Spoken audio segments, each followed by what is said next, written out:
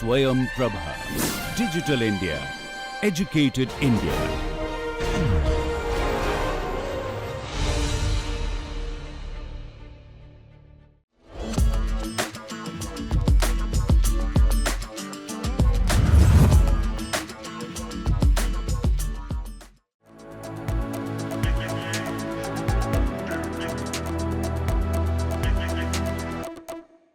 In an era marked by rapid technological advancement and shifting career landscapes, universities are reimagining how education is delivered and experienced. In this edition, we explore the changing landscape of higher education, the impact of NEP 2020, the rise of unconventional courses, and the increasing emphasis on skill-based learning. We also delve into the growing synergy between industry and academia and how sustainability is becoming a core focus in preparing students for the future. Join us as we gain insights from Professor Supriya Patnaik, Vice Chancellor, Centurion University, Bhubaneswar, on how to navigate trends, shape the next generation of leaders, and redefine the very purpose of higher education in today's world.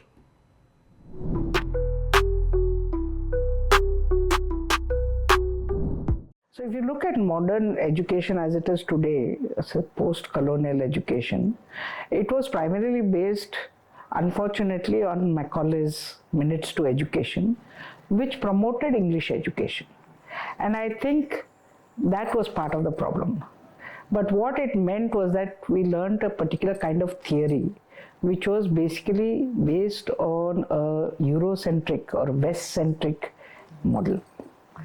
And what that did was it also ensured that we focused more on theory rather than on practice and skills. So this has been one of the biggest problems that has plagued the education system in our country. What happens to all the people who have learned and studied in the vernacular? They're having to study in English, which becomes a very big problem for them. They are unable to cope with it. They are unable to do things in a manner which would be very fluent for them in their own vernacular. So that has been the problem. The other thing is also, as a system, we have never encouraged, for example, we have very clearly streams into which, or disciplines into which we direct students. So whether it is parents want their children to be either a doctor or an engineer. Whereas there are so many disciplines, and more than so many disciplines, we don't allow a student to explore the possibility of multidisciplinarity and interdisciplinarity, because we also don't have the educational infrastructure that allows for that. So that is again another second aspect of the problem, which does not encourage multidisciplinarity. The third is the fact that we, as a system, we have never encouraged research. So research that is born out of creativity and novelty, that kind of thing, and research that is what is required by industry. So what happens is that industry then has its own research wing. Whereas if you look at the Western world, they outsource all their research to academic institutions.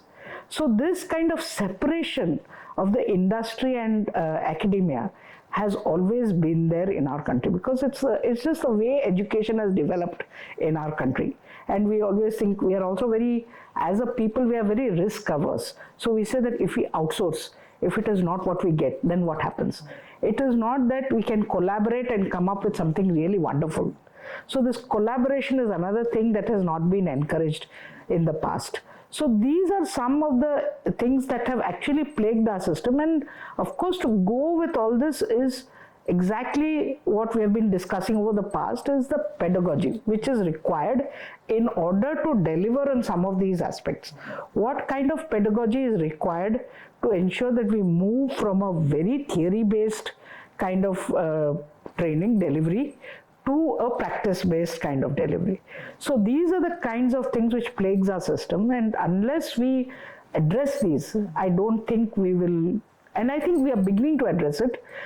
We have made a very good start. We have had, with the NEP, which is actually setting the kind of policy framework for some of these kind of collaborations and these kind of attention to the pedagogy which is required at different levels and for different purposes. So I think that once that happens, I think we will address quite a few of the issues that have been, in some ways made our students also kind of very, I feel they're becoming a little averse to the education system.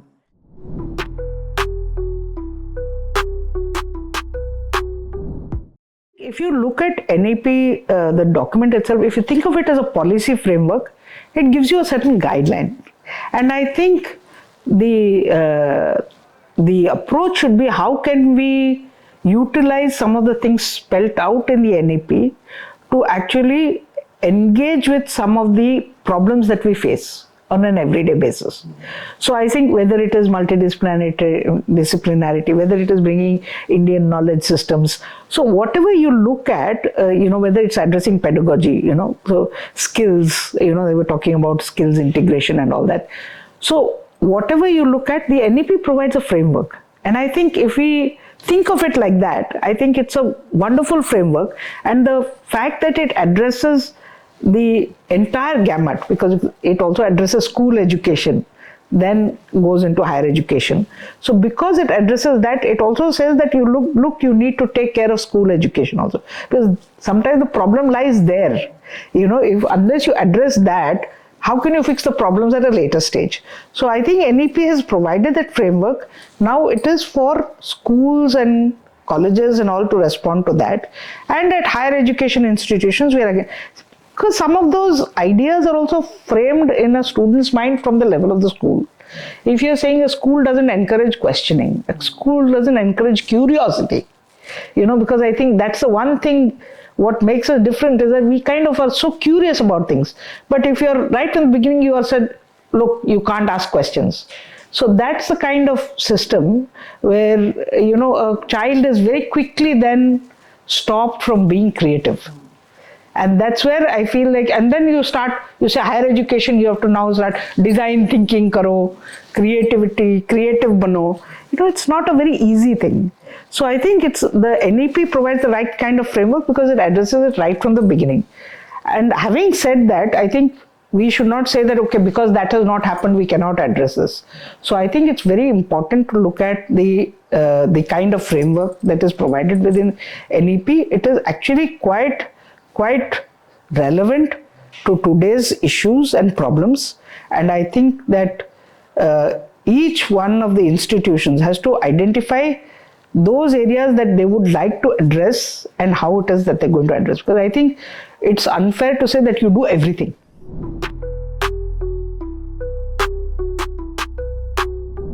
I always say that no matter what it is, in India presently, I think somehow the liberal arts is losing currency. And that I think is a very, very problematic thing. Because even whether it is engineering, medicine, anything, if they are not looking at what is the impact in society, in order to do that, you have to understand what is society. And I think a lot of people have no understanding today what family means, what community means, what society means. So I think that's why I think we are getting into these isolated silos. So where we have problems with the elderly, we have problems with children, we have so much of violence in families, all these kinds of things are happening. And also we know today that, for example, with the smartphones and smart everything, that people are becoming more and more isolated. Ek ghar mein the family members are sitting together and everybody is watching their phones. So that's a quite stark image that you see very often nowadays. So I think that's where I feel like, that the liberal arts has to be brought to the forefront. People need to understand the value of values, or ethics, what is good, what is bad, what is right, wrong, and I think it's not making a value judgment, but it is at least understanding what those kind of things mean as a society, what it means to us. And I think so that's where I feel like for all institutions, they should at least have electives where they are talking about some of the liberal arts issues, because if they don't have that, somehow I'm feeling that students are losing an understanding of an aspect of society which is so important, and they don't realize that. I mean, I shudder to think sometimes that the people who are developing various things in AI today, with the complete lack of understanding of what would be the impact of that for society, then we just don't know what is going to happen. I kind of keep saying that there are so many deep fakes now. There are so many, and those things really frighten me. Cyber security, for example. I always keep saying, I said, if a door is open, should somebody come and steal? Those are the kinds of issues which keep coming up. And that brings me back to the issue of ethics. So they're all so linked that people do need to understand some of those very, very fundamental aspects. I think in the past we had, even in schools, we had things like moral science. I know that word moral sounds a little strange now, but even then that was at least one place where we were told things about what does character mean. Today everything is about conduct. It's all about behavior. But does anybody talk about character? So these are the kinds of things I feel that there is a great space for liberal arts, which I think needs to be brought back into focus.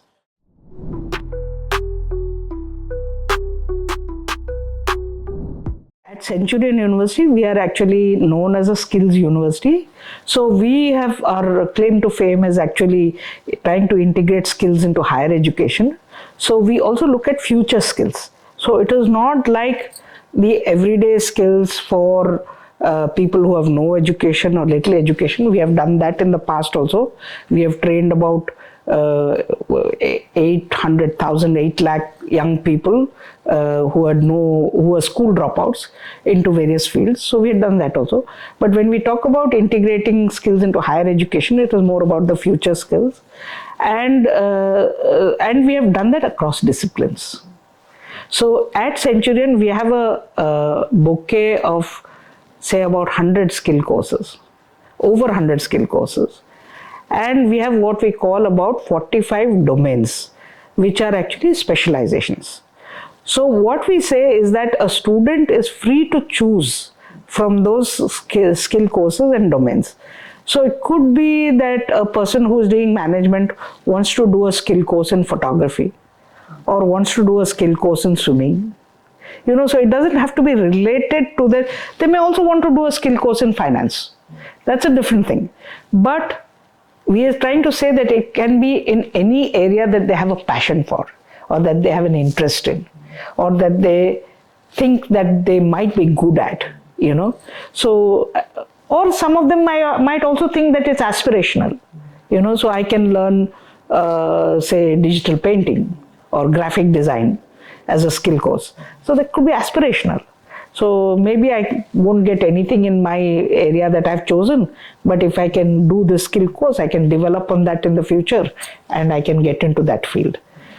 So that's how we have looked at it, and we have it all planned within our curriculum. So they have to. So if in a 4-year course, they have to take 4 skill courses. They also have to take one domain. They can choose to take 2. So that's about a 22-24 credit that we have. And so students can take a dual thing. And the advantage for us, why are we able to give 100 skill courses? Because we have 16 schools. So we have that many disciplines. So we have skill courses in agriculture. So somebody can learn vermicomposting. Somebody can learn grafting cactus. So anything that across disciplines they can learn. They can learn poultry farming. So that is the advantage, because we are ourselves so multidisciplinary. They can learn something in pharmacy, something in forensic science, allied health. So a range of skill courses we provide.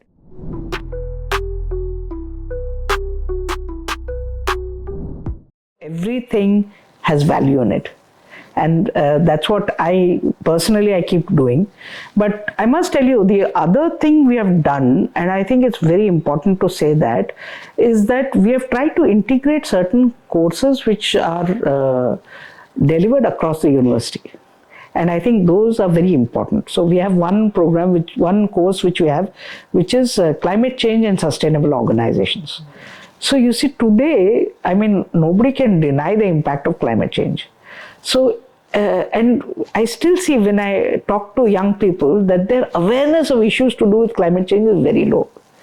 I mean, I think with all my knowledge also, sometimes I'm stunned at some of the figures.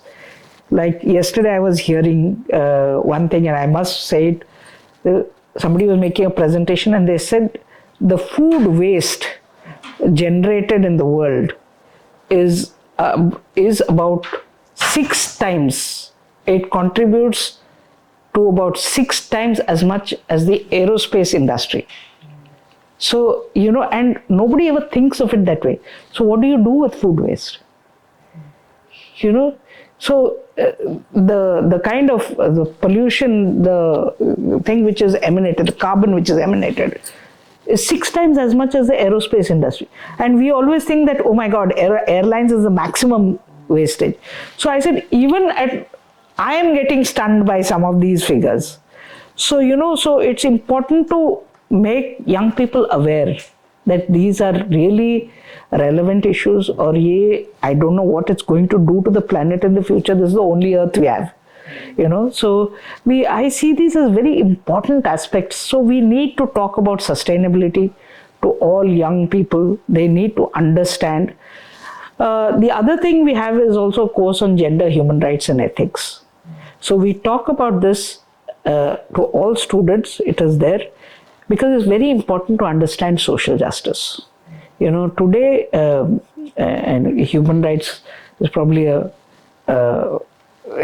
is one end of the spectrum, but if you look at it, let us start with social justice.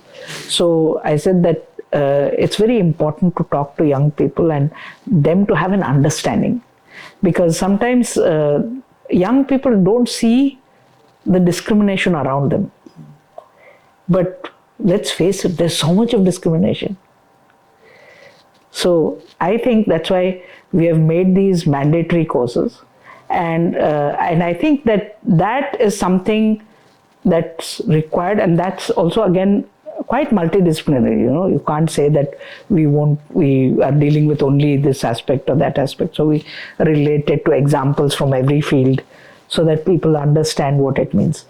So I think it's important to identify courses like that which need to be provided, and I think IKS is doing a very good job, the Indian knowledge systems, to try and bring in, say, systems of traditional medicine, systems of metallurgy, biotechnology, you know, all kinds of things which are there, health sciences, yoga and all that. So I think there is a lot of scope to look at how you address some of the larger issues through a variety of avenues.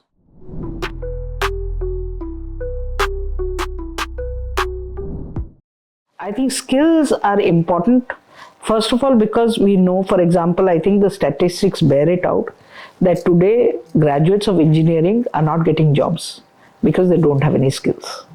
So that is, I think that's statistics which is quoted all the time. So we know that. So that means that there is absolutely a requirement for providing skills in addition to what they do in the classrooms. At Centurion, we have tried to integrate it into every aspect. So what happens is every subject has a theory, practice, project component. So that is the way we have tried to look at it, which means that even faculty have to constantly reimagine not only what the subject should be, but how it is to be delivered. So we have to constantly work on that. And to help them with that, you know, we constantly have course presentations. What is it? How are you going to do? So senior people can actually provide inputs, you know, so those kind of things. But that's a more procedural thing, which I think most people do. But I think that what's important is how do you reimagine and reconceptualize a subject to have a practice component and a project. Project is will be easy, but what is going to be the practice? So easier said than done, because it means that as an academic institution, you should look at how are you going to assess it. So all these things, what are the kind of rubrics you should have, for which discipline, what kind of rubrics, how will you find the external examiners to assess it. So there are these whole range of things which go with it. But having said that, I think that we have gone to great extent to identify the kind of people, the kind of assessors who will assess these kind of things. We also kind of make sure that we keep in good touch with our alumni, who play a very significant role.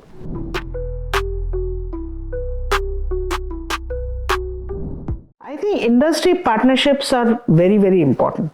So here we have over 50 industry partnerships, and the industry partnerships are of very different kinds. So for example, we have the training center for Ashok Leyland here. So they set it up here as a training center for their service providers, service engineers and all that. But we had a deal with them saying that while you're doing that, you must train our students. Right? So they continue to do that. They have their service engineers who are coming for training, and our students also who undergo training. So that is one model. The other place is where they give some of the labs, and they say, okay, now it's up to you. So we send some trainers to get trained, and then they come and they become trainers here. So they train the trainers and then they become trainers here. Then we have some which are also, while a lot of them are part of the curriculum, some are actually paid courses. Because for example, we have a program with Yamaha, which is this two-wheeler servicing kind of thing. And there, it's a paid course. And they said that, okay, let the students pay and join. And once they finish the course, we'll engage them. You know what happened? None of them joined there. Because they found that with the skill, they were getting better offers outside. They were even able to open their own shops. So, you know, what skills can do is something amazing. And then we have also some other partners where we have faced a similar experience, where the industry was willing to take them directly after the training. But they said no, because they were getting in other industries, you know, very highly trained people with welding skills and all that. They said no, we'll go and join these other industries. But the industry is also sometimes very happy, because they say that we want to provide a pool of people out there in the market. So it doesn't matter that they don't come to us. So I think it has to be a very good relationship and collaboration with industry that enables this kind of things. So, and we also have partnerships with industry where, you know, like for example, we have a course which we started, a BTech in Phytopharma. Now, it's only one of its kind in India. And that program I was very interested in, and we got all the phytopharmaceutical industries, starting with Himalaya, Imami, all of them to come. They formed an advisory board. They prepared the curriculum. And they said, you train as many people and we will take them. Because there's such a big requirement for that industry. You know, so we have different kinds of collaborations with industry, which works very differently in different. Like I said, the 50 or more partners we have has actually yielded in very many different kinds of platforms for students as well. In Odisha, we have really one great disadvantage, and that's a geographical disadvantage. We don't have any industry here, any large industry here. So all our industry partners are from elsewhere in India. Just imagine if you were in Delhi or Mumbai. You know, it would be so much easier to have the industry partnerships. So I think we have struggled in that, but having said that, we have done pretty well. We are also registered vendors with some industries. So for example, we are vendors with HAL. So we provide the precision parts to HAL. So we have that level of skills where we are producing even precision parts. Like that, we also run the cryogenic unit of HAL in Bangalore. We have about 30 of our students and past employees who are working there. So different kinds of partnerships, but you have to keep exploring and you have to keep trying. We also have a lot of CSR partnerships for industry partnerships, for even social projects. We just are almost nearing completion of a housing project, which is a CSR partnership with Mindtree LTI Mindtree. So we do a whole range of programs. Plus, we work very closely with government also. I mean, because we are also we have 6 campuses in Orissa, and all of them in very difficult geographies, as I told you. So there, some places we are the only major player. So if government wants anything, they come to us only. Where will they go? So that is how it happens. So our main campus, which is in Gajapati district, we work very closely with the government on a variety of programs.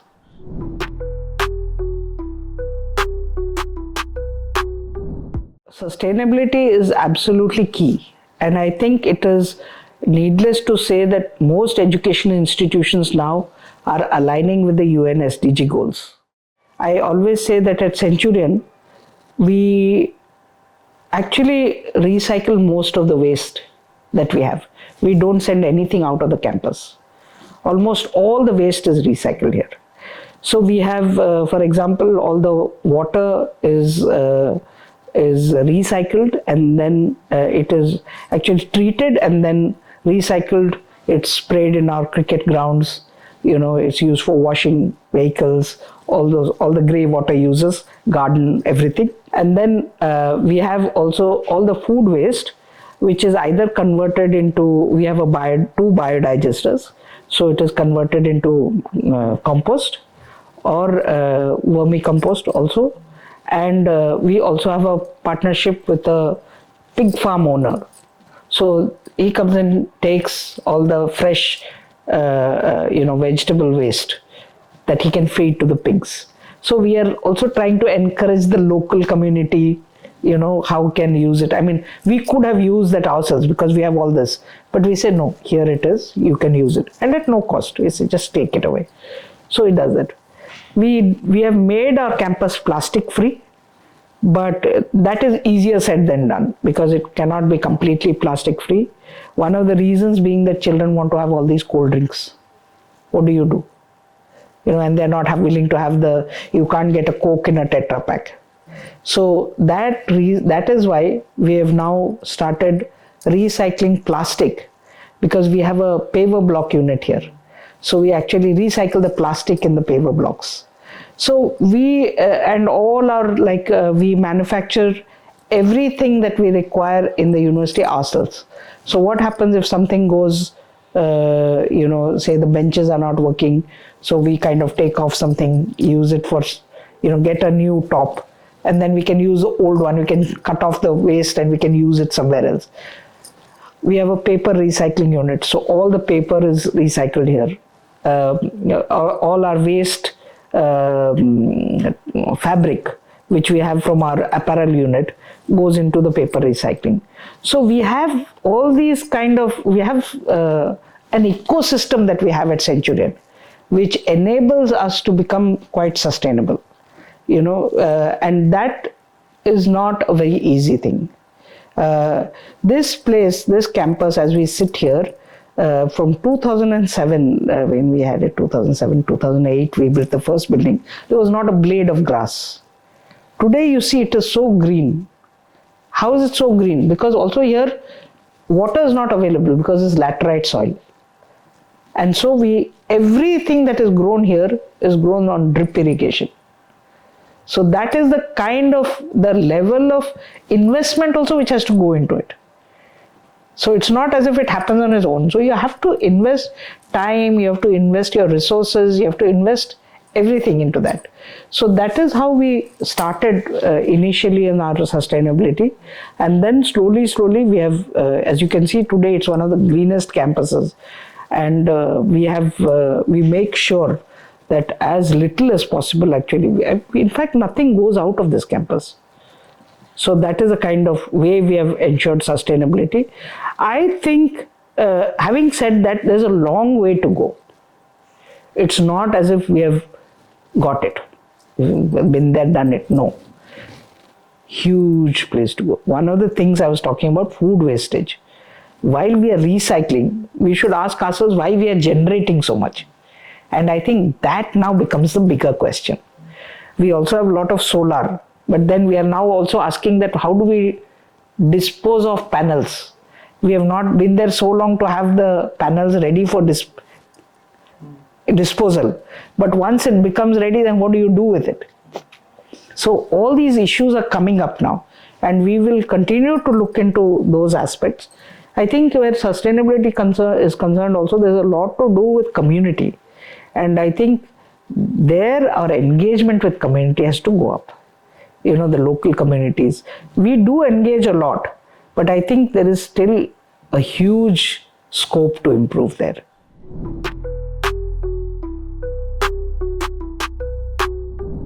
I think the first thing to have is that not be guided by this idea that you should be either a doctor or an engineer.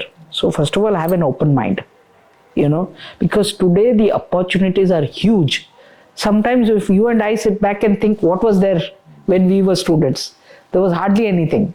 So today the opportunities are huge, and it's not just that the opportunities are huge, it is also that you could be doing one thing and still pursue another area. So that kind of thing was also never available to us. If एक line में चले गए तो उसी line में.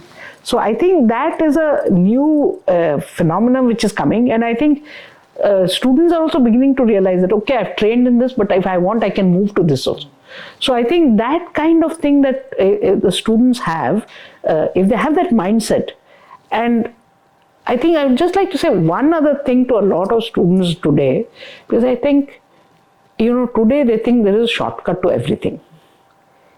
There is no shortcut to anything. अगर पढ़ाई करना है तो पढ़ाई करना है. Students, I feel very sad today that people don't read any longer. No matter what you do, ChatGPT will give you everything in summary. And even that they don't read. So I think that that's a real sad thing, so I think that students should really understand, that there is a lot of learning to be had. This is a very old quote, but they keep saying that in order to learn today, you have to unlearn what you have learned before. So I think what they've learned in school and all, they have to sometimes unlearn some of that in order to see the opportunities at higher education, because they have not gone through the NEP at the school level. So when they come to the higher education, then they have to unlearn some of that.